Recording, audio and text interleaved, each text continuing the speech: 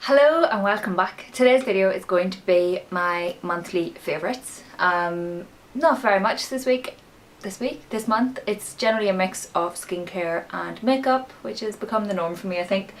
Yeah, in the run up to the wedding I didn't really wear very much makeup, and then when I was away I kind of stuck to the same bits over and over again, so I'm just going to get started. The first thing up is from Sephora. I mentioned this palette when I was talking about my travel makeup. This palette is just fabulous. This is the Primal Instincts palette. I'm not sure if you can still get it. If you can, get it, because it's just wonderful. This is a fabulous travel palette because I am a fan of shimmery eyelids anyway, just as a monocolour all over. Really nice. You can darken it in the crease if you want to, or you can leave it and it's just blended a bit. It's beautiful. So these are all the shimmery shades that you may possibly need, and these are great as well. You can do night looks with them or just nice simple day looks, and you've got highlights and matte. You've got one matte colour there, that's the cream, and then you've got two matte colours down here for defining your eyes, you know, doing a bit of liner carry on there. But yeah, this is just a fabulous palette. I love it. They're all generally really good in pigmentation. Some of them you have to build up more than others, but not to the point that it's annoying or anything like that, and it's just such a good palette. I love it. I don't know why I keep putting the plastic sheet back in over it, force of habit I guess, but I really like this. It is slightly chunky of itself for travelling and it's slightly long, but you only have to bring one palette sorted, so it's not too bad. Yeah, I really like it. Would definitely recommend checking it out, and it's such a cool palette. It's great. I love it. The next makeup item is this lipstick from Lipstick Queen, and it's in Rose Sinner. So if I do that, this lipstick is fantastic. It's just a really nice wearable colour. I've worn it so much, like it was my go-to lipstick when I was away. You know, if I kept it in my bag, so if my lipstick wore off I just popped this on. It was really nice. It's kind of matte, but it's still got a sort of satiny finish to it, so it's not too over the top. So if you don't like any kind of shimmery lipstick or anything, this is a great one for you. But it's not so matte that it's drying on your lips or anything like that. It's so creamy and so lovely and so nice to use, and it has taken a fair battering considering. But yeah, really really good lipstick. Would really recommend it. It's the Lipstick Queen. I know they're not cheap, but you know, they're really really good, so really worth it. Next I have a little eye cream, and this is from Benefit, and it's the It's Potent Eye Cream. I got this little sample with the British beauty blogger box from Latest in Beauty. This came as a little sample. It's definitely been well loved. I've used quite a bit of it. This is one of the few eye creams that I have used, and I haven't got the little bumps underneath. I can never remember what they're called.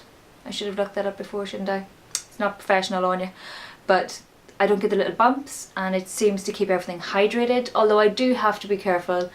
I find that if I bring it too close to my eye, I sometimes get a wee bit of stinging, which is a bit strange.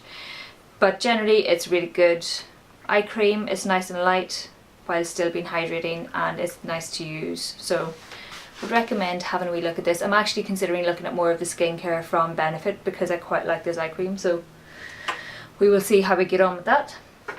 Now, the next thing up, I've had this for a wee while. This is the number 7 facial brush, and it's just, there you go, it's got 2 speeds, and it's abrasive, but it's not massively abrasive. I only ever use this on the slow setting, so it's been really good. I've actually been using this almost on a daily basis, which is a new thing for me, and I've been using it with the Sanctuary Fresh Faced Purifying Wash.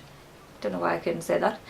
It's a deep cleansing facial wash. It does have sulfates in it, but I don't find it overly drying, and I tend to put on my Lizard toner, which is, you know, quite refreshing, and I do put on serums and all that kind of stuff, so it doesn't really dry my skin out so much. It doesn't feel overly tight, for example, after I cleanse it, whereas if I use the Clinique cleansing balm a lot, my skin can sometimes feel a bit tight with that if I use it over a long period of time, whereas I don't tend to get that with this. But these two together are really really nice. My skin always feels really nice and smooth and refreshed.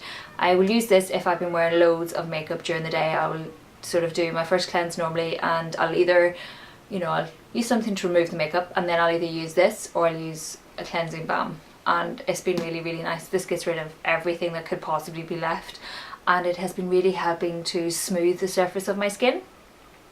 So I've been using the Dermic R, and that has helped with the scarring and some of the pigmentation and stuff, and this has been helping to smooth my skin a bit as well. So I've been really enjoying these two together. This is actually almost empty, I would say. It's feeling quite light of itself, but really enjoying these two together. And I think this brush is actually really very good.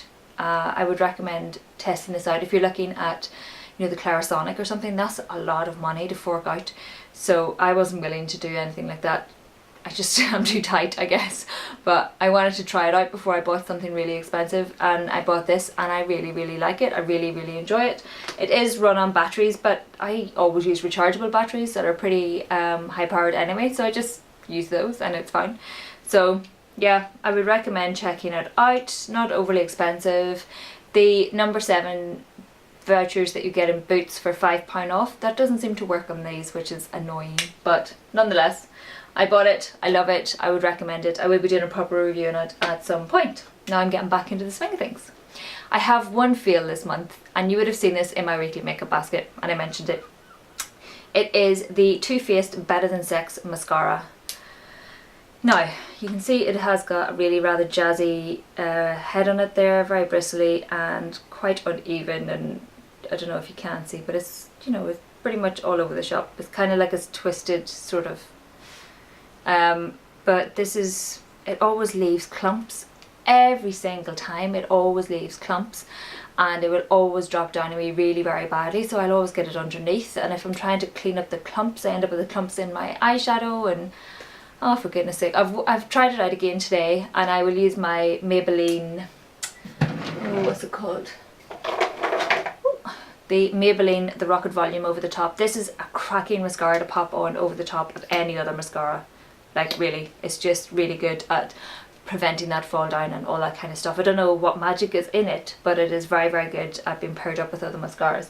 So I've worn this over the top of this mascara today. I'll zoom you in so you can see my lashes. Let's see. Oh, so I don't know if you can see. I move a bit closer. So I don't know if you can see, it's maybe focused there, you can sort of see. It does add a bit of volume, but I've spent a lot of time combing that out to get rid of most of the clumps, and you can still see clumpy bits here, and you know, I don't know if you can see it as much on this side, but there's still wee bits there, and it's just a pain in the rear, like honestly. So yeah, it takes a lot of time just to get it looking semi-decent basically. It requires a lot of effort, and by clumps I don't mean, you know, some people like the spidery sort of lashes where your lashes clump together a wee bit. I mean actual little bits, like little lumps on my lashes. So I don't like that at all. I don't see what the fuss is about with that one. It doesn't work for me. Mascara is a very personal thing. What works for you won't work for somebody else, I'm aware, but gee, I don't know. I'm not really fussed on it at all. And I generally like drier mascaras, and this is definitely one of the drier mascaras. I am a big fan of, you know, that slightly thicker, drier consistency. I would normally like this consistency, but it's just, I don't know whether it's the bristle head or what that's just making it rubbish. But yeah, it is not for me at all so far. But that is it for this month's favourites. Short and sweet, I do believe. If you've any questions, please let me know down below. Yeah, that is it. So thank you very much for watching. Please like if you like, please subscribe if you like, and I'll see you in my next video.